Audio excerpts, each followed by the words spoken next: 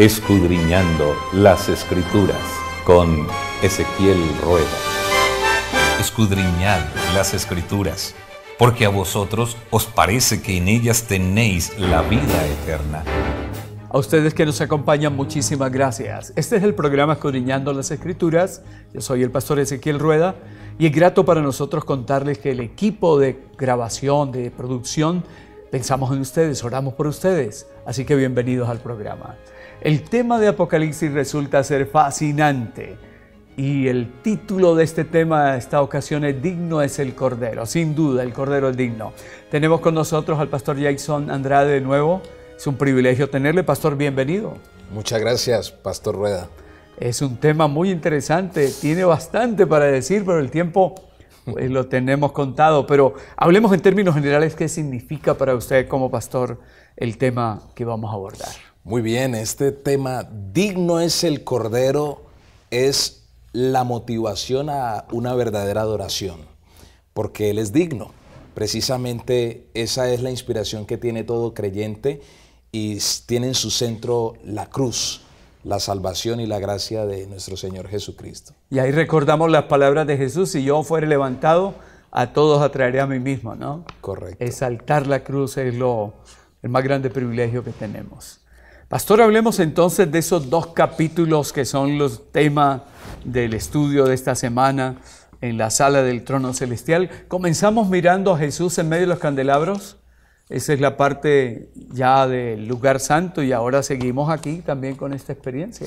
Bueno, aquí es una invitación directa a entrar a lo que ocurre ahí en la sala o en el séquito celestial donde está el trono de nuestro Señor Jesucristo. Y preciso el capítulo 4 presenta a Cristo como digno por ser nuestro creador, y el capítulo número 5 presenta a Cristo digno por ser nuestro redentor. Me llama mucho la atención el lenguaje que utiliza Juan al comenzar ese capítulo 4. Dice que él después de esto miró, es decir, después de la experiencia de las 7 iglesias, algunas en su mayoría con reproches, solo 2 no tenían, debió quedar desalentado, ¿no? Correcto. Pero ahora le permiten, dice, ver una puerta abierta y escucha una voz que le dice: sube acá y yo te mostraré las cosas que sucederán después de estas.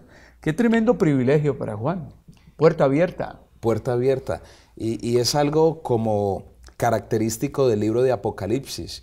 Antes de presentar una visión difícil, que va a ser un poquito complicada para el pueblo de Dios, presenta fuerte un mensaje de esperanza. Amén. Y sobre todo nos da esa certeza de que al volver a Cristo está esa puerta abierta. Podemos ir a Él, acercarnos con confianza ante su trono de gracia. Así que tenemos seguridad. Me llama también la atención, pastor, en esta descripción que él hace, es que al instante él ya estaba en el Espíritu y vio un trono.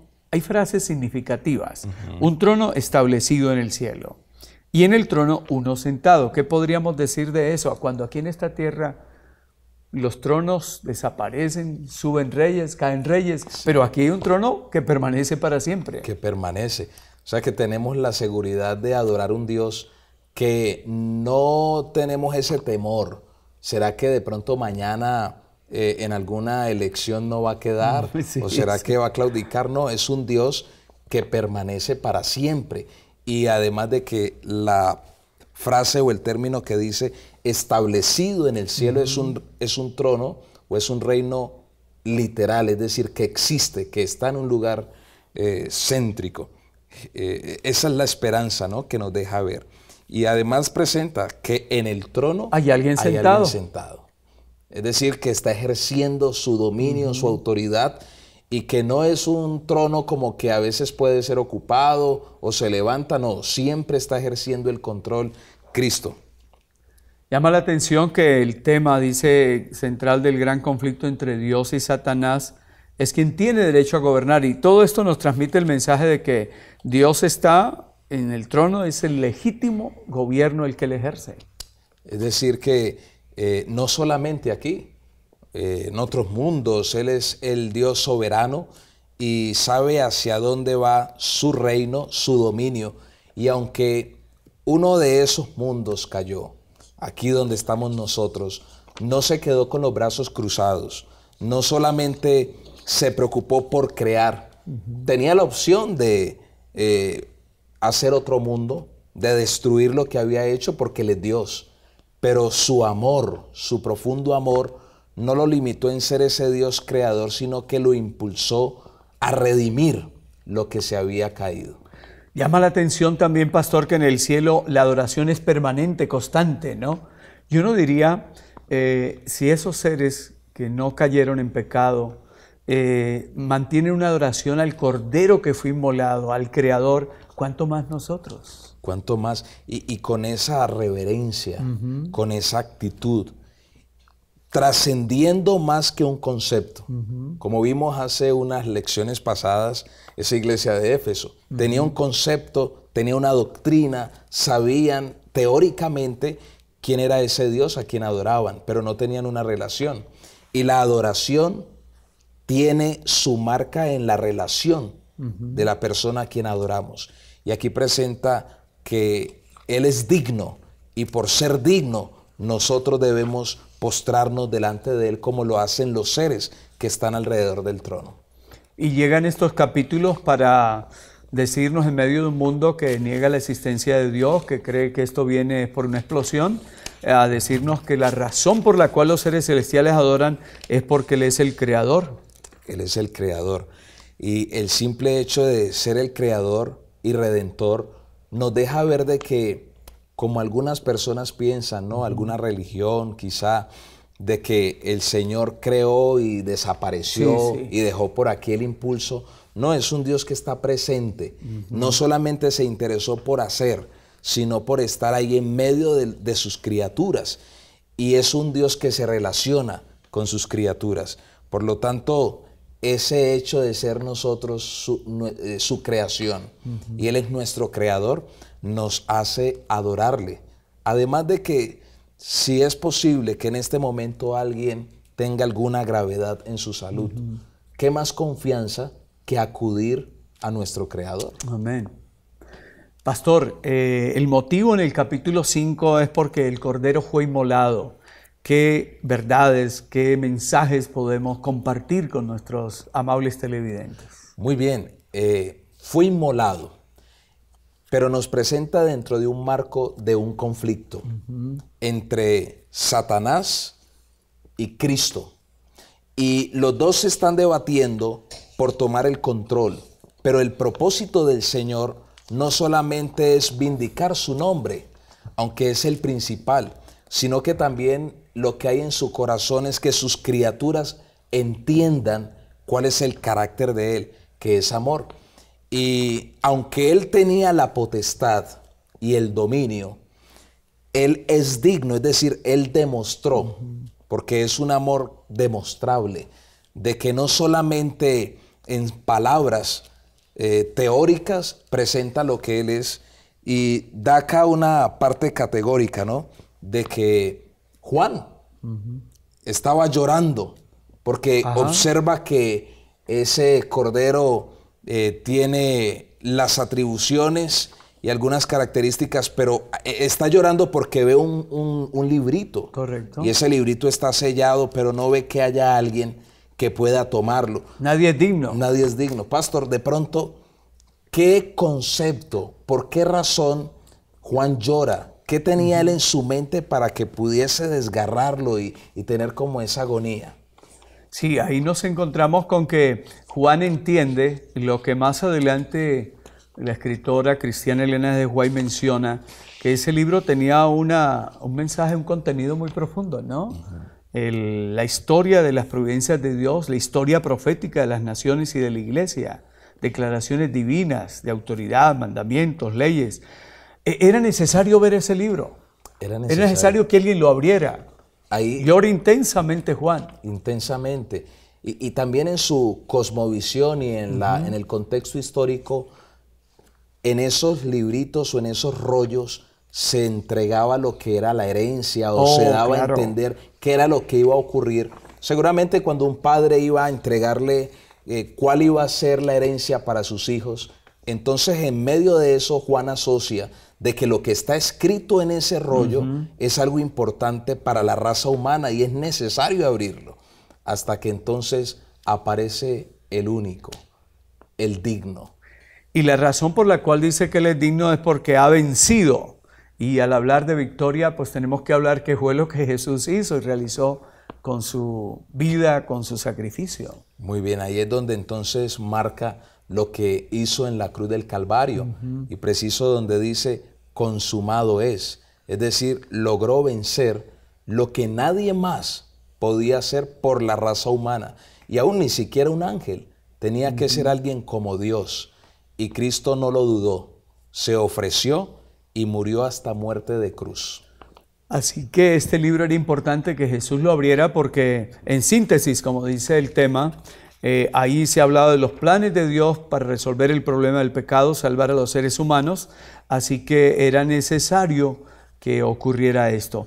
Pero hablemos de otro puntico, regresándonos un poco, porque unimos el capítulo 4 y 5 para hablar de este momento del libro. Los ancianos, no sabemos quiénes son, solo que no se habla en la Biblia sino hasta ese momento de los 24 ancianos. Quiere decir que ahí sí llegamos a puntos muy importantes, y es que la raza humana tiene representación en el cielo. Tiene representación, y pues esos números simbólicos también representan, claro, de que el pueblo de Dios está siendo representado allá en el cielo.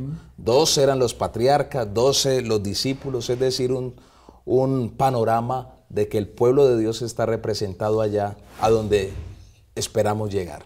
Bueno, y aparecen también los 4 seres vivientes que sirven como agentes y guardianes del trono. Lo importante al ver toda esa escena es que ángeles, 24 ancianos, 4 seres vivientes, todos se unen para tributar alabanza al Señor.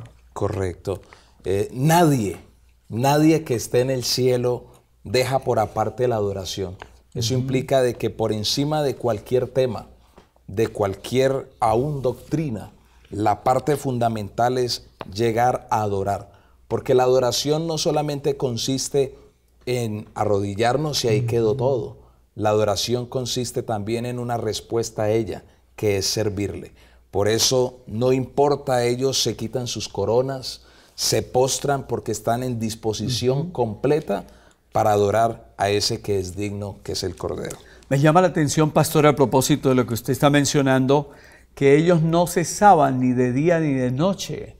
Nosotros, ¿cuánto tiempo ocupamos para buscar a Dios y adorarle? A veces no de balde el enemigo procura que no tengamos el culto vespertino ni matutino para que no tengamos comunión con el Señor. ¿Cuánto necesitamos adorar?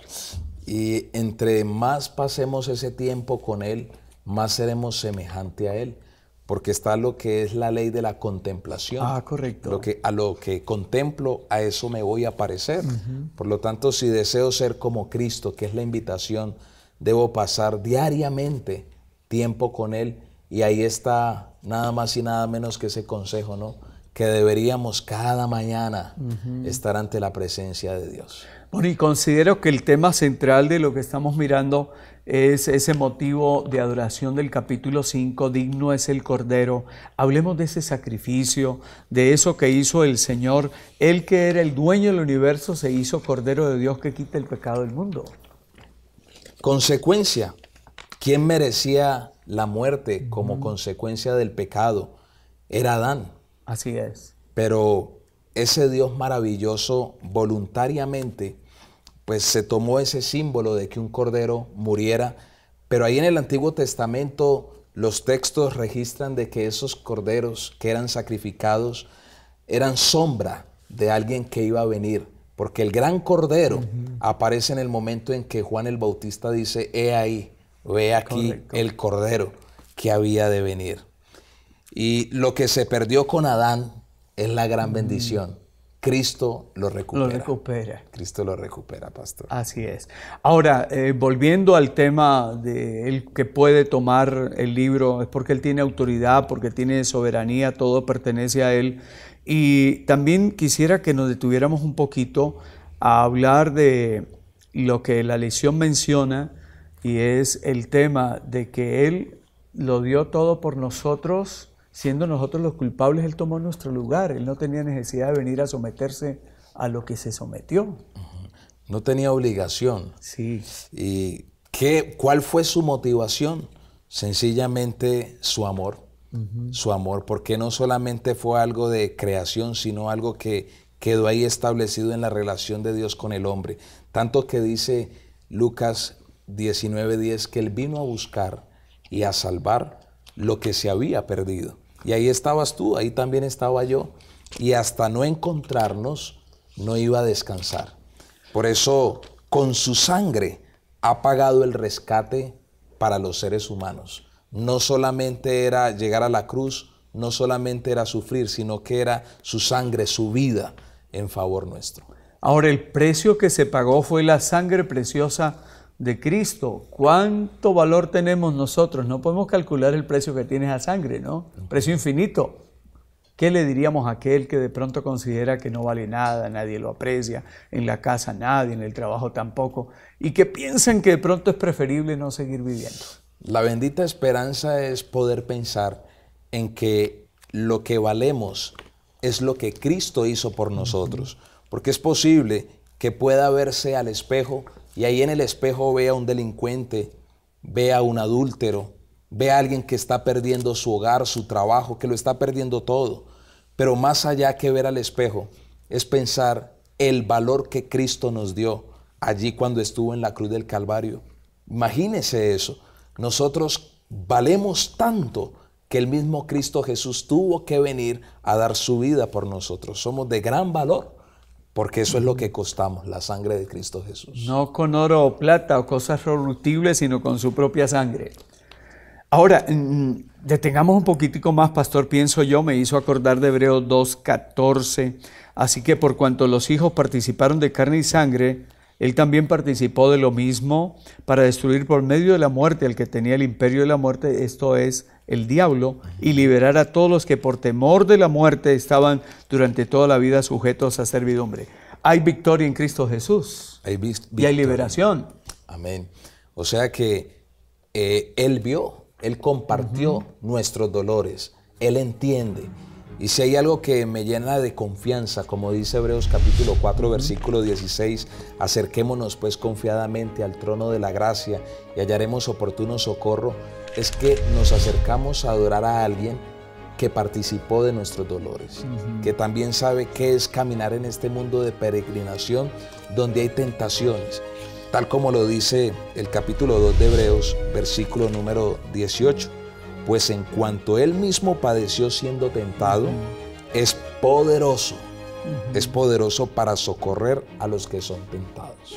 Así que sin preocupaciones, sin temor, tenemos un sumo sacerdote. Y como dice también Hebreos, lo principal de todo es que tenemos un sumo sacerdote de un santuario que levantó Dios y no el hombre. Correcto.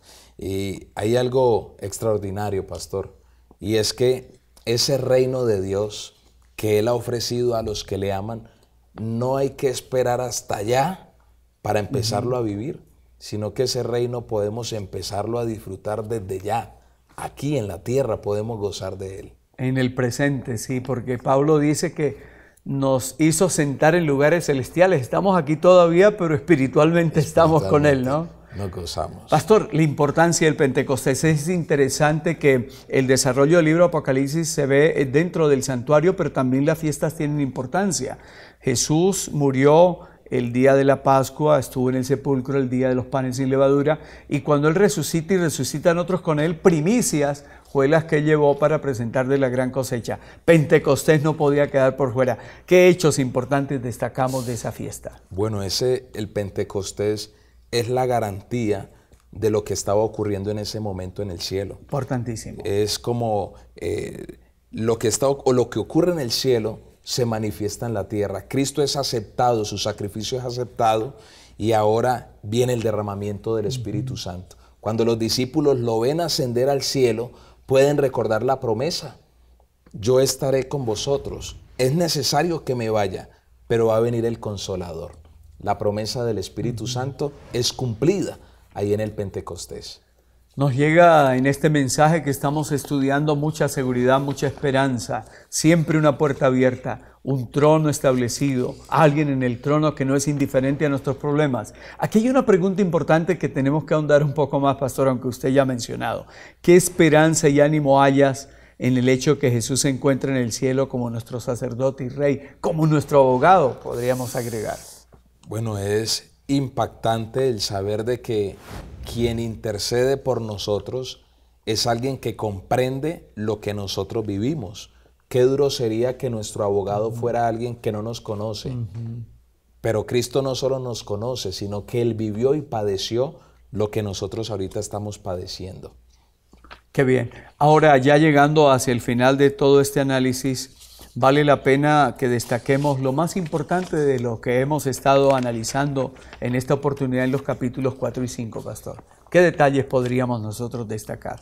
Muy bien, y de manera que podamos aplicar. Así es. Porque si de pronto en algún momento conocimos de ese Dios misericordioso, lo aceptamos y empezamos a caminar con Él, pero por alguna razón nos apartamos, ese mismo Dios que nos creó hoy está dispuesto a redimirnos. No es casualidad que hayas puesto allí en sintonía esta programación. Hay un Dios que desesperadamente está buscándote a donde te encuentres, no solamente para decirte, hey, aquí estoy, sino para darte la mano, extenderte la mano y decirle, yo soy, yo te redimí, yo soy Jehová tu Salvador. Así que Él está ahí, está llamando, porque desea salvarnos.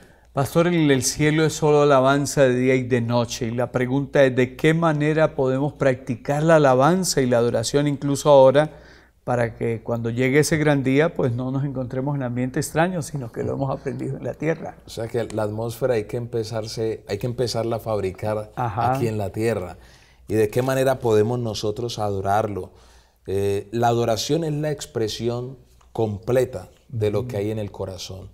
Y tanto el ir a la iglesia, el dedicar un tiempo como familia para estar en comunión y poder rendirle culto a Dios es un acto de adoración. El agradecer aún por los alimentos que consumo a diario es un acto en el momento en que agradezco de adorar a aquel que me provee para que yo pueda subsistir. Y escribía Elena G. de White que en cada pan que comemos está estampada la cruz de Cristo, ¿no? Tremendo. Todo nos habla. Cuando empezamos a caminar con Cristo, todo nos habla de su amor. Y qué importante destacar entonces que ninguna otra cosa es más importante, más relevante que la cruz y lo que ella nos enseña acerca del Cordero que fue inmolado. Así que nuestra motivación para caminar con Dios es la cruz de Jesús, lo que Él hizo para vivir con Él para siempre en su reino, disfrutándolo desde ahora. Hemos tenido el privilegio de abordar los capítulos 4 y 5 de Apocalipsis. Siempre habrá una puerta abierta, hay un trono que se interesa en nosotros, espíritu de alabanza, pero ante todo, el Cordero que fue inmolado, esperanza para nosotros. Pastor Andrade, muchas gracias. Con mucho gusto, Pastor, y gracias por la invitación. Bendiciones para todos. Hacemos nuestros ojos, se acerca su venida, se oyen ya los pasos del Rey que se aproxima. La tarea aún nos queda.